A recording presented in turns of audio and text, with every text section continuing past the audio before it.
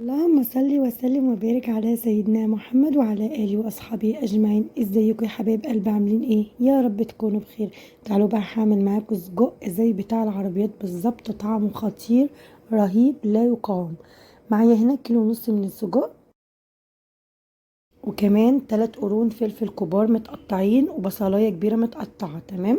هجيب الاول حله وهحط فيها شويه من الزيت، وبعد كده هنزل بكيلو ونص السجق. في ناس بيقولوا عليه سجق وناس بيقولوا عليه صدق، الاسكندرانيه طبعا بيقولوا عليه صدق. بعد ما جبت حله وحطيت فيها زيت وسخن، نزلت عليه بكيلو ونص من السجق. طبعا السجق ده بلدي، تمام، ده بلدي. بعد ما نزلت عليه على الزيت سخن في الحله، نزلت عليه بالسجق. هسيبه بقى مع نفسه كده اما يفك. طبعا السجق ده كنت مطلعاه قبلها ب10 دقايق. جبت حله تانية وحطيت فيها شويه من الزيت، وبعدين نزلت عليها بالبصل. وبعد كده بعد ما شوحت البصل نزلت عليه بالطماطم. هنقول 5 حبات من الطماطم كبار. هسيب البصل بالطماطم يتسبكوا مع نفسهم كويس جدا. بعد كده الناحية التانية كده كنت بحمر في السجق، سبته لما اتحمر خالص. بعد كده الحلة اللي كنت مسبكة فيها الطماطم بالبصل، جيت حطيت السجق عليه بعد ما حمرته الناحية التانية. وطبعا نزل صوص منه كده، نزلت بيه عليهم. تمام. وقلبتهم مع بعض كويس جدا، الطماطم مع البصل مع السجق. وبعد كده نزلت عليه بالفلفل وقلبتهم كويس جدا مع بعض. بعد كده نزلت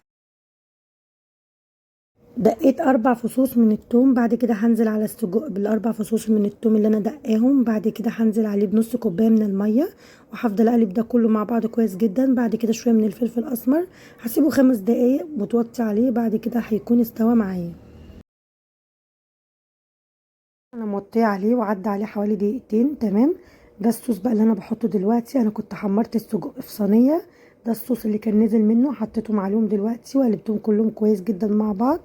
وهنزل عليه دلوقتي بشويه من الملح، طبعا هو بيبقى عليه ملح اصلا. نزلت بشويه من الملح واقلبهم كويس جدا مع بعضيهم كده. هسيبهم حوالي دقيقتين كمان او 3 دقايق وعلى نار هاديه. طبعا حطي الملح حبه صغيرين لان اصلا السجق بيبقى عليه ملح، والسجق ده طبعا بلدي. قلبهم مع بعض كويس جدا. طبعا اعملوهم في يوم تكوني بتعملي شغل في البيت كده، اكله سريعه وخفيفه. انا كنت بروق في البيت وبعمل شويه شغل في البيت، فدي اكله سريعه انجزت معايا بسرعه. تمام. طلعتها ما كملتش معايا حاجه.